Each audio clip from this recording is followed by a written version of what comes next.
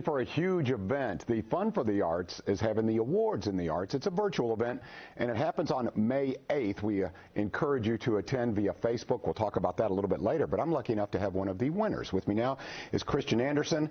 Kristian, welcome to the show. Congratulations to you. Thank you so very much. It's an honor to be here, an honor to be among the Fun for the Arts colleagues and award winners this year. Now you won the Education Award. Okay, so when I think about education in arts, I think about exactly what you do. For those who aren't familiar with the Louisville Visual Arts, please tell us a little bit about your programming and your programs and what you do, Kristian. Sure. Louisville Visual Arts has been around for 112 years. The capstone project that we were awarded for, and I think most people know about, is our CFAC class, which stands for Children's Free Art Classes. We start with students who are in our 3rd or 4th grade, and we have programs all the way through high school. We want to make sure that there's little to no cost, so cost isn't a barrier for participation, and really sort of pick up and enhance what students and children can get out of an arts education experience, out of the box thinking, creative problem solving, all the things that come with that. Just what you talked about. I think this is probably elementary to you, but you see it in action. Cognitive thinking is enhanced by the arts.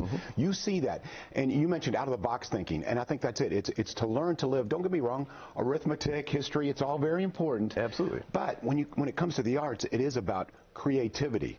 And this is how people really reach their full potential. You've seen that in action. Talk a little bit about that experience. Absolutely. You know, I think all of my arts colleagues have been fighting for a long time to separate STEM and turn it into STEAM and say the arts component of science, technology, engineering and math are enhanced by artistic thinking. I've been in the arts for a long time, running galleries in various education institutions, and every time I think I've seen something be done, students solve the problem in a different way, and it's great. It's wonderful to be in an industry where you're surprised every single day, and I'm lucky to show up and work with great kids, and I want to take a minute to say I appreciate you saying that I won the award, but really it's Louisville Visual Art. I have a great team. Annette Cable's our education director, and she has really been the backbone of this, and so I get to be the executive director and come on shows like this, but really I have a great team staff. I have over 30 educators and artists that are involved with LVA, and so they're the ones that really do all the hard work. Well, Kristian, that's very nice. You're very humble, but I'm sure you're a huge part of it, and they're lucky to have you as well. Thanks. So the Louisville Visual Arts, it's my understanding, has existed since 1909. So how has those programming evolved since then? Because don't get me wrong, I think the arts have always been vital to a community and the growth of a community. However, I think that what reality that is, or whatever that consists of, has changed. How has it changed for you? Well, in full transparency, I moved to Louisville in July to be the executive director, so I have inherited, like I said, a lot of work from a lot of people. I think that Louisville Visual Arts started as an artist-led organization really to support the life cycle of an artist for continuing professional development and education throughout an artist's entire career.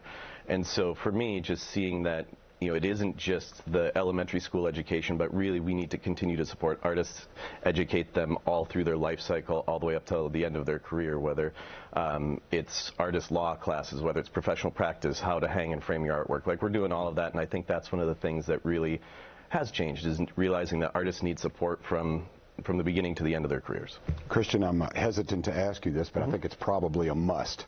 So during COVID, how have things changed for you in terms of programming, instruction, student involvement? I'm sure it's been quite a challenge. It has. Arts education historically has been very tactile, very hands-on, and we had to pivot just like everybody else into a digital model, and there was a lot of learning and a lot of patience for both us as an organization, for our teachers and educators who have been doing stuff for the same way for quite a long time. But I'm very proud that we didn't have to cancel any of our programs. We delayed some while we figured out how to pivot. I now know how to manage 6 simultaneous Zoom accounts, which I never thought I would have to do a year and a half ago. Good for you. And so hopefully it's a technology that I have in my belt, but we won't have to use forever. I'm hoping next academic year we're back in classes and in person. But there is a passion and drive for students to learn creatively, and we've managed to sell out and fill all of our virtual classes. So the hunger for that education, whether it's virtual or in person, still continues to be there, because there's something innate in the human spirit that needs to be expressed through art, whether it's poetry, visual arts, music, cooking, however people do it, there's a need we have to share our collective experience, and so there's never been a more important time. You articulated that very well. I can hear how you did not miss a class, because I hear your passion. The students I know are passionate, so with that combination, it's like we're not missing. We're going to keep going. Yeah. What does it mean for you, or I guess I should say, how are you impacted at the Louisville Visual Arts by the Fund for the Arts? Can you talk about how they impacted your programming? So the Fund for the Arts is the backbone for our collective community of creative organizations in this town.